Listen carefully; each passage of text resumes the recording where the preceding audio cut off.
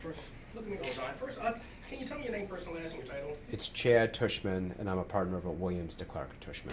All right, and even though I do have the last name on your card and on the email, can you just spell that again? Sure, it's Tuschman. Alrighty, sounds good. One second, just want to check that's out again.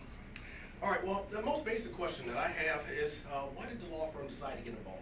So we were contacted by the Widmer family, and they had retained us to look into issues involving the tragedy with Paige and for what happened on the boat that day with her and Amy Santos and Brian Huff and Mr. Rosen. And we are looking into those issues in conjunction with, as you know, the Ohio Department of Natural Resources and the Coast Guard have investigated this matter. Now with what we believe is probably the last body that was found from this tragedy, we are conducting an investigation to see what, if anything, we can learn about how this happened, if there's any matter or any failure with the boat as well, or the engine, to see what, if anything, we can do for this family. Is it necessary to get involved at this point, or is this something where you guys are just going to help push this process along a little faster than maybe it is going? What is the whole point so far? No, that's a good question. What we try to do at this point is, I think what we're known for is getting involved early in these types of things. We do have a lot of experience unfortunately doing these types of cases. And when we were retained, it's something that we do. We want to get involved as early as possible. When too much time passes, no matter what the case is, and especially something like this where there's a tremendous amount of questions and really unanswered questions, is the sooner the better to get in with our own investigators who we retain in this matter, and other experts in the field, former Coast Guard individuals, to get in, and boating experts, engine experts, to get in and be able to try to get the answers for the family, because obviously, as you can imagine, they are, in a very dark place and going through a very difficult time with the loss of their beautiful daughter here. And you actually just touched on the point that I was going to ask. Who are, because I noticed in the press release talked about experts who are going to be helping. So we have been in contact with and retained a former Coast Guard expert that, if necessary, will be coming in to help look at the boat, look at the engine. We are, however, waiting for the Coast Guard and the information that we have requested, in addition to the Ohio Department of Natural Resources and their lead investigator, who's done a very good job in terms of completing their investigation.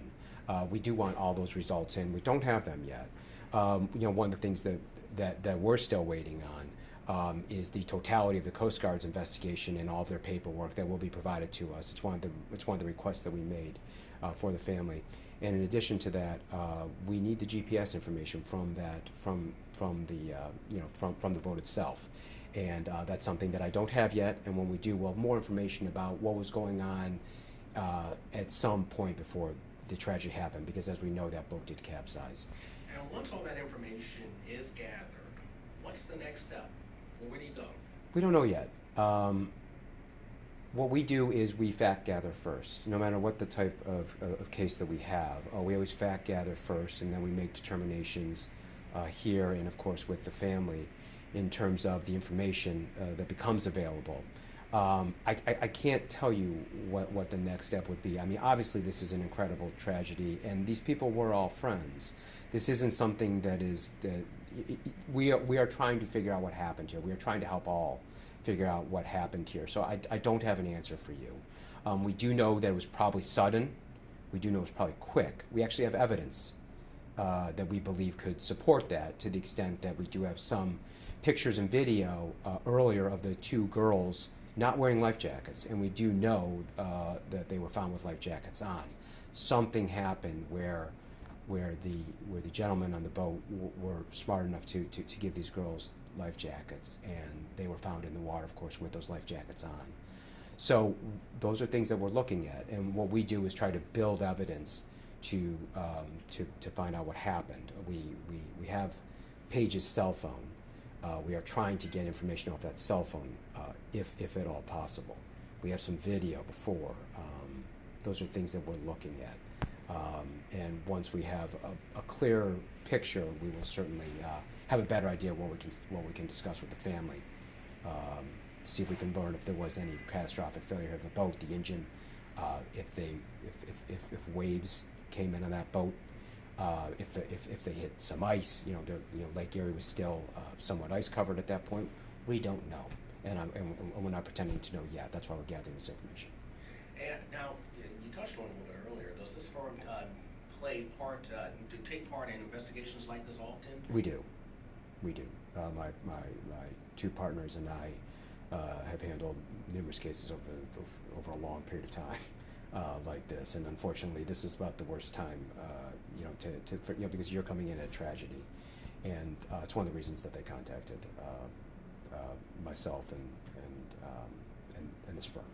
All righty. I'm done with my questions right now. Anything I did not ask that you just want to add that maybe I missed?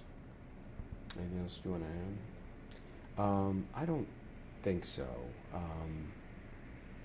Brian will certainly keep you up to date. I mean, again, and I apologize, but we just wanted and I appreciate you calling so quickly. Yeah. But when Fred put something out like that, now is the time, and we've made all the requests. Once we get them in, we'll more info.